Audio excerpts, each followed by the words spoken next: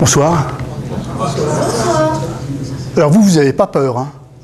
Ah non, je ne voudrais pas dire, mais je ne sais pas si vous avez remarqué, ici on est un peu comme dans un grand hall.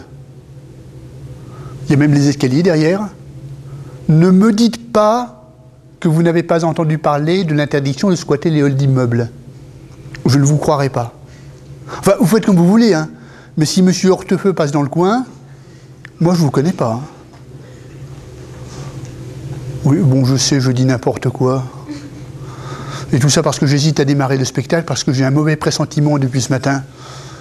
En fait, ce qui se passe, c'est que cette nuit, j'ai rêvé à vous.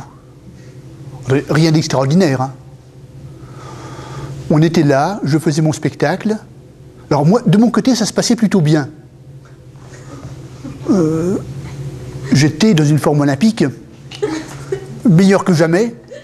Pas le chanteur, hein. Non, je veux dire, j'étais assez extraordinaire une fois de plus. Alors vous, par contre, je ne voudrais pas vous faire de peine, vous étiez un peu décevant. Ah oui, alors que je vous racontais des choses toutes plus drôles les unes que les autres, vous, rien, pas un rire, pas une réaction. Au bout d'un moment, je me tourne sur le côté et je vois dans l'ombre François Mérillot avec l'air catastrophé de quelqu'un qui se dit « Mais qu'est-ce qui m'a pris d'inviter ce type qui ruine la réputation de mon établissement en une soirée ?» Enfin, la cata, quoi. Enfin bon, vous comprendrez que j'hésite un peu parce que si ça recommence comme dans mon rêve, deux bides l'un sur l'autre, je ne suis pas sûr de les digérer.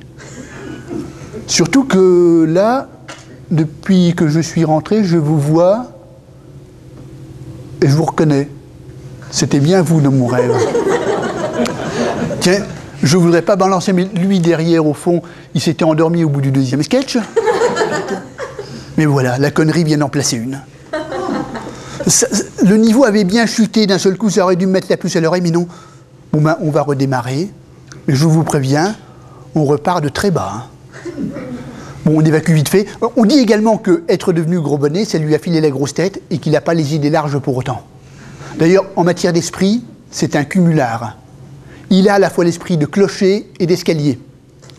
D'ailleurs, à propos d'escalier, l'homme descend du singe, mais lui a une furieuse tendance à remonter. Ah ben oui, non, mais je sais, moi aussi. Mais pas à ce point. Enfin, il me semble. Enfin bon, toujours est-il que mon frangin rêve de lui ressembler. Mais c'est pas possible. C'est pas possible.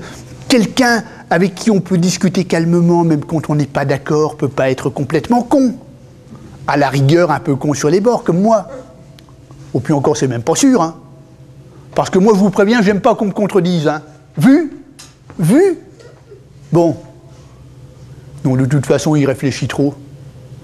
Quoique, de temps en temps, quand il se met à raisonner à tort et à travers, il lui arrive de faire des progrès. Par exemple, l'autre fois, on discutait, et je ne sais pas pourquoi, il s'en est pris à Cousteau. Alors qu'on n'en parlait même pas. Et le voilà qui dit que oui, le commandant Cousteau, qu'on en faisait tout un plat, mais quand on y réfléchit, il n'a jamais été nommé amiral ce soir.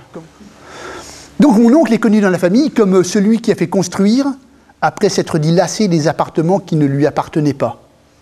Vous l'avez compris, mon oncle est un homme d'esprit. C'est également un homme de goût.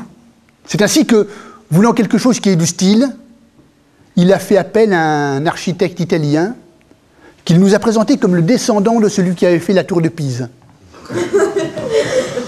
Là, je dois dire qu'on n'a pas été très sympa avec lui sur ce coup parce qu'on ne l'a pas cru. On s'est même permis de ricaner bêtement. Et mon oncle est resté très digne. Il a dit « Vous ne devriez pas ricaner comme ça ». Puis il avait raison parce qu'aujourd'hui, quand on regarde la maison, on